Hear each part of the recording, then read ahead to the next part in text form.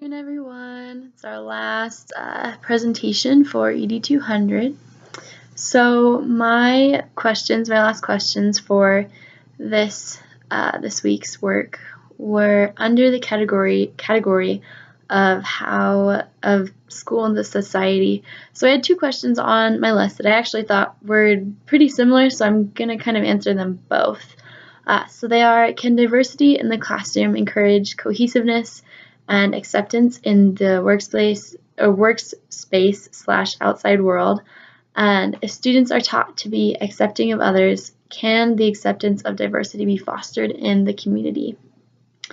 So I guess to start answering that, starting to teach children from a young age to encouraging diversity and to teach them to be accepting of diversity and others, that being accepting of others that don't look like them it's definitely not a bad thing.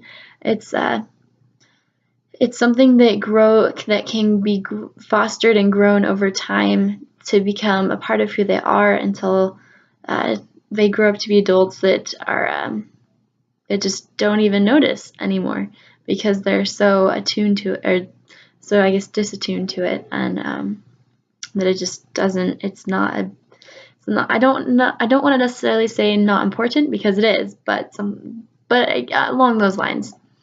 And I don't like using the word racism here to describe it, but I couldn't really think of anything else that would fit.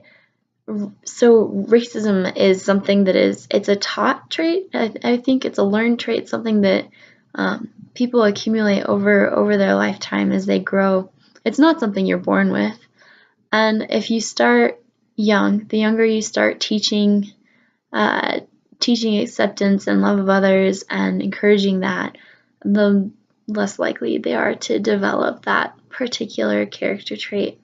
It's easier to teach a child than it is to teach an adult to be accepting of others. Adults, we tend to become a little bit more set in our ways, and harder to change a habit once you've been doing it for 20 some odd years. The phrase monkey see, monkey do, I'm sure you've all heard it. I feel like it can be almost flipped on its head. Normally it's children copying adults, but I feel like in this scenario it can be applied as adults copying children. I found that I've seen that when children in a group of a diverse group of people are more at ease than their parents, the adults and the parents in the group tend to become a little bit more at ease as the children connect with each other. And just finally, as they're encouraged at those younger ages to be accepting of others and to love that diversity, it's something that they can encourage each other. It's something they can use. It's a subject they can encourage each other in, and can in turn encourage the adults that they're around, and to help build the community up, and to promote a feeling of cohesiveness and togetherness in the community. So that was the last one for the semester. I hope you guys have had a great semester and enjoy the sunshine.